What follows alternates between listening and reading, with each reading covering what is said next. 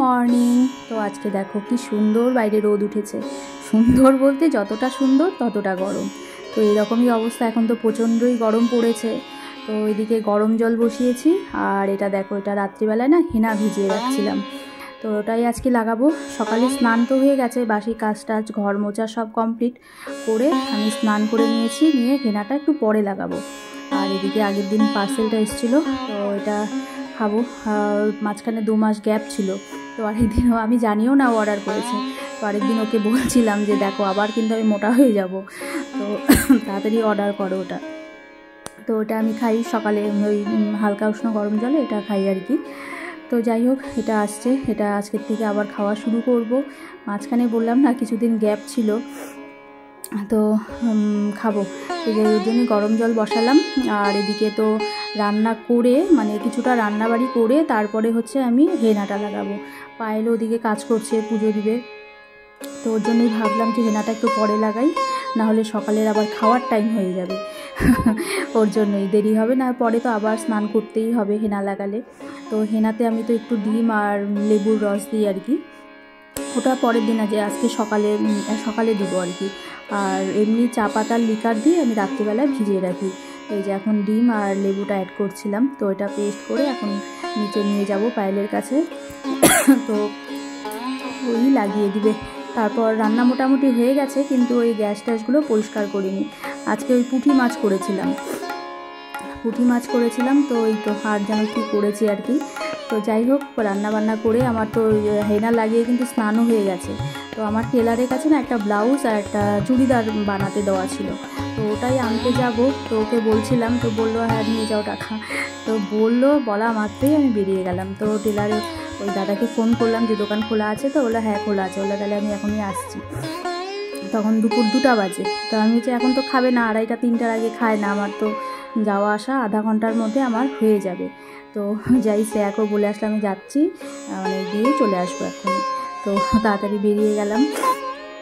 এটা এই 3-4 দিন আগে হয়ে গেছিলো, যাওয়া হচ্ছিল না। তো আজকে এই যে চলে আসছে। এটা হচ্ছে আমার চুড়িদারটা, একটা সুতির গরমের জন্য না একটা সুতির চুড়িদারের পিস নিয়েছিলাম আর কি। তো ওটাই কাশি উঠছে, বেশি কথা বললেই আমার এরকম হয়। তো যাই হোক, ওই সুতির চুড়িদারের পিসটাই বানাতে দিয়েছে। গরমে না এই চুড়িদারগুলো পরে না ভীষণ মানে আরাম লাগে, ভালো লাগে আমার। তো পরছি কিছুদিন থেকে, গতবারও কয়েকটা বানিয়েছি, তো এবারও বানাচ্ছি আর কি।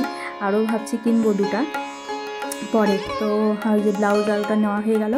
এটা কিন্তু বিকেলবেলায় 5টার সময়। দুপুরবেলায় আমি এই যে বানিয়েছিলাম ম্যাঙ্গো, মানে আম টক দই এসব দিয়ে একটু জুস বানাই আর কি। তো ওটাই ওই যে বানিয়ে রেখে আমি ফ্রিজে রেখে দিয়েছিলাম। হিয়াকে বলেছিলাম যে এটা হচ্ছে বিকেলবেলায় ঘুম থেকে উঠে খাবে আর কি। তখন ভাতটা খেয়ে উঠলো দুপুরবেলায়, তো বললাম বানিয়ে রাখলাম, দুপুরবেলায় এসে খাবো। আম খেয়ে গেছিলো, তারপরে ওটা খাবে আর কি। তারপর এটা হচ্ছে রাত্রিবেলায় ওই যে মাছ ছিল, তো আমি ডাল সেদ্ধ দিয়েছি, মানে কাপড়ে যে ভাতে ডাল সেদ্ধ দেয় না, তো ওটা দিয়েছি। আর মাছ ভাজা করবো ওকে বলেছিলাম। তো রাত্রিবেলায় এসে বললো যে একটু আলু ভাজা করো, তো আবার এই যে আলু ভাজা করছি আর কি। আর এই যে দেখো, মানে কাপড়ের ডাল সেদ্ধটা না আমার খুব ভীষণ ভালো লাগে খেতে, তো ওটাই দিয়েছিলাম ভাতের মধ্যে, হয়ে গেছে। আর এদিকে এই পেঁয়াজটা হচ্ছে এই যে মাছ ভাজাতে দিব, মাছটা ভাজার পরে পেঁয়াজটাও হালকা করে ভেজে নেব, এটা আবার শ্রেয়ার পাপা ভালো খায়। তো সব কমপ্লিট হলো, আমার ফ্রেশ হয়ে নিলাম। বাজে প্রায় 11:30 বাজে হয়ে গেল। কালকে শনিবার না, আরও সব কিছু পরিষ্কার করে রাখলাম। সকালে 4টা বন্ধ থাকে আর কি। সব ঘর মোছা কমপ্লিট। এখন মুখে একটু ক্রিম লাগাবো, তারপরে শুধু শ্রেয়াটা এখন আমাদের সাথে শুচ্ছে, মানে এখন যা গরম, এসি ছাড়া তো উপায় নেই, একসাথেই শোয়া ঘুমানো হচ্ছে। আর এই দেখো শ্রেয়ার ঘরের বিছানার অবস্থা, চেয়ার ভর্তি।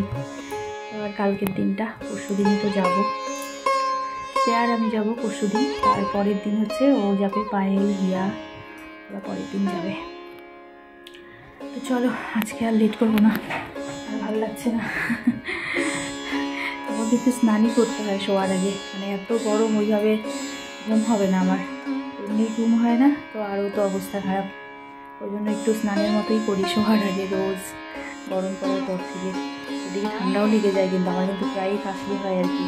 আর আজকে তো হেনা দিয়েছিলাম মাথায়, তো সন্ধ্যের থেকে দেখি একটু ভালোই কাশি হচ্ছে, বলা যাবে না বললে বাবা। তো হেনা তো আমি আগেও খুবই দিতাম, তো এখন একটু কম দিই ঠান্ডার জন্য। তো এর আগের সপ্তাহে দিয়েছিলাম, আবার আজকে বাইরেই লাগিয়ে দিয়েছে। কালকে ভিজিয়ে রাখছিলাম, তো আর কালকে একটু মুখের ফেশিয়াল করবো। তো চলো, সবাই ভালো থেকো, সুস্থ থেকো, টাটা, গুড নাইট।